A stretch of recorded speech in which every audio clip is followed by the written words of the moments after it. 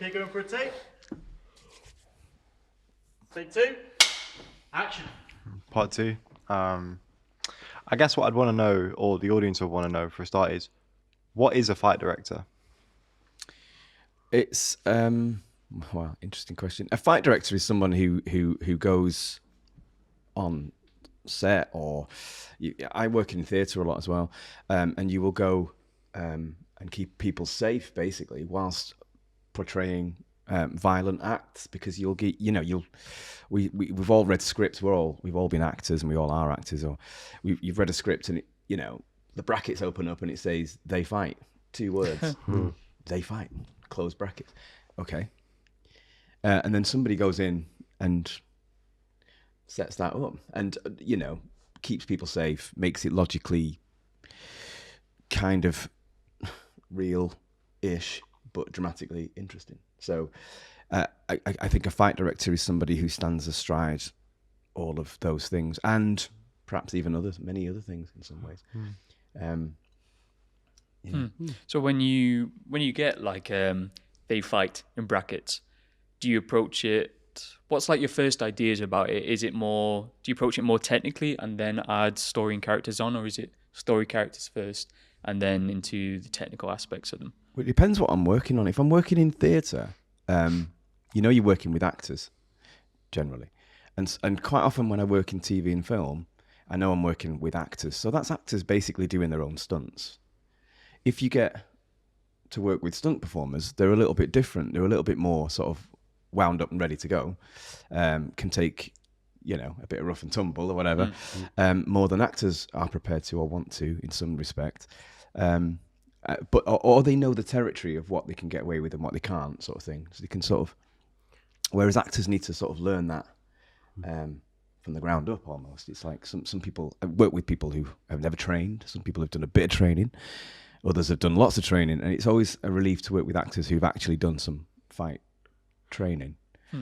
But to answer your question, if I'm working in theatre, for instance, I'll probably work on the spot, and it will come organically from actor impulses. I might go in with an impulse or a grand scheme that I'm trying to push people towards, kind of almost secretly, but I'm trying to work to that, but try and get it from the actor, because it's not fun to just be didactically told as an actor quite often, do this, do that, do the other. It's what is my motivation, right? So it's like the actor wants to make it feel like it's their work, and it should really. Because I always feel like if you can see my work, I've not done my job. Do you think about into the way the character would fight? So like, do you know Donnie Yen? Love Donnie Yen. Yeah. So like, he's an amazing martial artist. He plays Hitman, but he did a movie where he played this overweight guy in sort of comedy. So he had to like change the way he would fight as that character. Do you think about that in terms of characters as well? Again, it's like so characterization. Donnie Yen's interesting because he's quite often producer, actor, director. He's like stunt coordinator. He's doing all sorts. He's wearing all different hats on the same set sometimes. Not everybody has that kind of autonomy or creative input. So sometimes you're there cast as an actor, and somebody has to kind of lead that a little bit, I suppose. And that would be, and on film, going back to the previous sort of question, is that you don't necessarily have that time to organically sort of produce your work to then be reproduced on a long run. It's got to happen there and then. So quite often you will have to go in with specific ideas and probably have a stunt crew probably that have pre-vised it and worked things out, and then discussions with the director and do you like this, and so it comes that way. And does that change depending on the medium, like in theatre compared to TV? Do those ideas and how you conceive it change? Ask me that again. Say that again. Say that all again. So the ideas you conceive when it's theatre compared to TV, like, because obviously if you're in TV, you're in all these different shots. You have to like almost do less or do more depending on the shot, compared to theatre where it's one perspective. Yeah, I see what you mean. It's again, theatre's different because sometimes you get your different setups. So you get thrust stage, you get proscenium arch stage, you get in the round, and you will all know, having done stuff, that not everything works on. So you've got to stand in the right positions and stage it correctly so that it works to your advantage. On film, you can have multiple camera setups, which they did on Gladiator 2, and therefore you can edit from the angle that works the best for that moment. So as an actor, I think on stage, I always feel like if you're an actor who's trained on stage, that can translate to film, but not necessarily always the other way around. Yeah. So a lot of actors who've done a lot of film and TV struggle if they've not done much theatre, which is rare in this country, but they struggle if it then becomes about theatre and where you've got to stand to make something work. Okay, that makes sense, I guess. So like in theatre, kind of like back to the audience, person being hit in front, so then they don't see that the punch goes past their Absolutely. faces. So everything on TV and film is not everything, but a lot of stuff on TV and film is about that. It's creating an angle. There's no depth perception with a camera, so not a lot anyway. So you can trick a camera or even a flat audience. You can trick a flat audience quite easily by just having the right movement, cutting through the line of what would be contact. And but you're right to just sort of talk us through, I guess, for anyone who's not had experience doing those naps and the punches, and it's basically like a magic trick, isn't it? It's like you said, if they can see the work, then the idea is that they don't see the work, that it's invisible, that it's emotionally and characterfully driven. But even like the most basic, say someone's coming at you with a hook in a film, how do you stage that in like its most basic kind of terms to make that sound effect on theatre or whatever? So this is a hook that lands, you mean? This is somebody who gets punched. Say it's theatre, person's about to be swung with a hook to them. How would you stage that so the hook looks realistic to the audience and you get that? Ooh. Yeah, depends. So if it's a hook that lands. So I always say there are three potential outcomes. Okay. From any fight move you do, it lands, it gets blocked, or it gets avoided. Pretty much that's it, right? If it lands, then you need to be. You need to make sure that it's probably very similar to what you get in film. So you'd have the person being punched probably with their back to the audience, turning the head at the right time, somebody making a sound, if this is theatre. And then if it's film, you just take that on-stage organic sound away, and then the sound effects team put the sound in during the edit or whatever, so it sounds like someone's been hit. Mm-hmm. There's also blood effects and things like that. So it's just making sure that the velocity of the punch matches the velocity of the turn of the head. Or so really, I would stack it up. So you have audience, subject, and puncher, all in a line basically. And that tends to, because it's difficult to sell it if it's from the side. Because they see the gap. Yeah. You see the punch come past them. So you've got to create an angle, and I mean, in theatre, that's a difficult one to do. On film, it's relatively simple if you know like when to turn and what to do. So, for example, like in the rule exchange, it's theatre in the round. So, how would you then tackle that problem of there's everyone seeing it from a different angle? Well, I probably wouldn't. I'd choose something else. Yeah, yeah. Because you can't. I mean, again, the thing is, if people are watching, I'm not overly precious about what I do, but if people are watching it and then going, I don't believe that, again, I've not done my job, because they're detaching themselves from the story so that they can watch the fight and then get back into enjoying the play again, which is completely not the right thing to do. So I've got to make sure that what they see is that it doesn't affect the momentum. It just carries on. And I think a lot of actors think that people like me are going in there to obviously wearing the safety hat and everything and trying to make their job harder or make their life difficult or something, or make them look terrible. And we're not. We're just trying to make sure that they can do a second, third, fourth take, or they can do 8 shows a week without damaging themselves. And it's possible if you do everything right. It's a lot of cover-ups in the stunt world risk assessments aren't necessarily adhered to, or were. I think it's getting better now. But in theatre, actors just won't have it.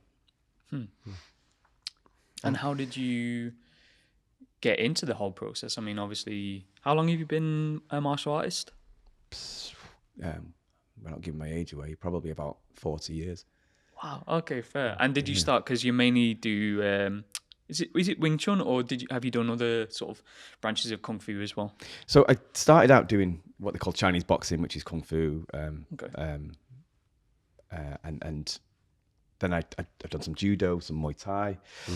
But my main, I guess my main martial art now is Wing Chun, which I love. I've been doing that for about 15 years. What is it about that 15. Really draws your attention to it? Well, I'm not a particularly big guy, and the myth goes, or the legend goes, that it was invented by a woman in ancient sort of China, who she was a nun. She was a warrior nun, one of the Venerable Five that escaped the Shaolin Temple when it burnt down. And these four men and a woman, they sort of like spread out around sort of different areas and kind of went into hiding or whatever. And she developed from her skills at the Shaolin Temple, she developed the system of Wing Chun. This is how the story goes. By watching a crane and a snake fight against each other. So in Wing Chun, you have these arm movements that are a bit like snakes, and you have these low kicks that look like a crane kicking. That's why in Wing Chun we don't kick above the waist at all. And it was observing that helped her to create. This is the story. Create the martial art, and she her name was Ung Mui. I hope I'm not like trashing that name. But she trained her first disciple, if you will, a girl by the name of Yin Wing Chun, who was trying to not marry this local warlord who was almost forcing her to marry him or whatever. And she said she refused. She was like betrothed to somebody else or in love with somebody else, and refused to marry this guy. And this guy was like, "No, you'll marry me." He was all powerful and all of this. And she said, story goes, if I fight you and beat you, will you leave me alone, sort of thing.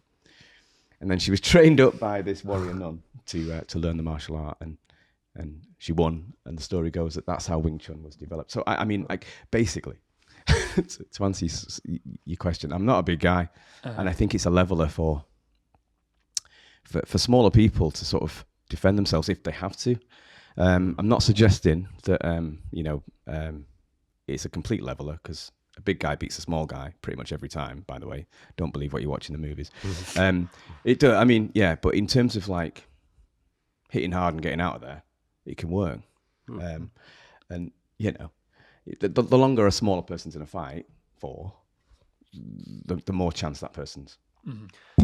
And does it help with performing as well? So, for example, I've got about a decade of martial arts experience, and something that helps me is when I'm sparring or whatever work I'm doing in whatever discipline it is, the taking yourself out of your head and just focusing on what the other person is giving you, and using that, I feel that itself is almost like an art form.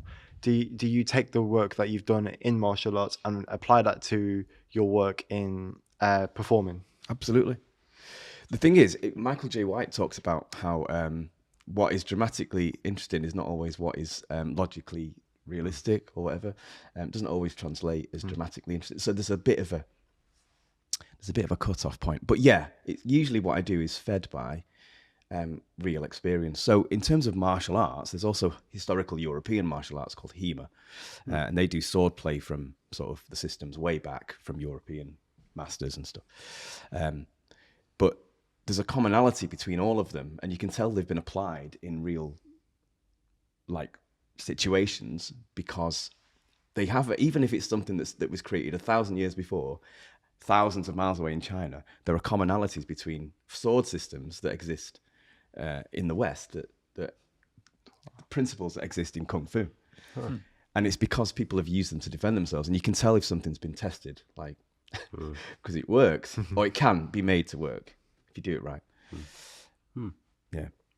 So when you're thinking about those principles, and so obviously, like you've taught me, you had to tell people about what the BADC is, and how you go about teaching people, and Kenan Ali, fighting director, like the workshops and courses that you do. Yeah, I run seasonal workshops, winter, spring, summer, 4 a year, and in Manchester at Media City, just train actors so that they don't feel like, what's the end of a sword that I hold when you get on film sets or whatever. It's just a way of introducing people to principles that will keep you safe and make you interesting to watch. And I trained as an actor, came through the teacher training program at the BADC, which is the longest established, academy of its kind anywhere in the world, really. And then from there went on to become an equity registered fight director, and just learning my trade that way, coming through, just working with different people. But running, my website's out there. You can check it out. Yeah, with you. I had a question that I was going to ask. It's just left my mind, but I think I was going to ask. You mentioned something about working with actors who've done the training before can be really useful compared to anyone who's not done any sort of stunt work before. But you also mentioned that you like to work out a way you have ideas, but you don't want to tell them the ideas. You want to let them sort of work it out themselves, I guess. How do you, psychologically enable them to find that? So like someone comes to their first week, their standard course, breaking down those principles. Do you have like a set amount of principles that you always adhere to, sort of like the grounding or, the kind of stuff that I'm talking about? Yeah, I have around about 10 that run through everything that I do. Is it spoilers if you tell us the 10 now? Or? No, I can tell you. They're not, it's not hard and fast, and nothing really is. And a lot of your questions that you're asking there are based on time and resources a lot of the time. So sometimes you've got to hit the ground running and that's it. Yeah. Sometimes you have the luxury of working with people from the very beginning. And that's what I was saying before about actors, is that they want the truth, the emotional truth, to come out in there. It's a physical manifestation of what their characterization is. And it's just like speaking a line. But yeah, my principles obviously are based around staying safe and making it repeatably interesting and safe to watch, right? So you've got to be balanced. That means physical balance, like have a good stance, good footwork. You should work to the target, even if that target is displaced. So target displacement is, if I'm hitting the mic, I don't hit the mic, I stop before I get there, but I work to the target. So it's like the mic is there, not there. Bosh. So you have target, you have a big one is non-verbal communication. So it's usually eye contact, making eye contact with who you're working with. That says, are you ready? And it also says, yes, I am. Let's go. Distance is going back to what you were talking about with real fighting against dramatic fighting, is distance is a big thing. You'll know this, doing martial arts. Elbowing range is different to punching range, and punching range is different to kicking range.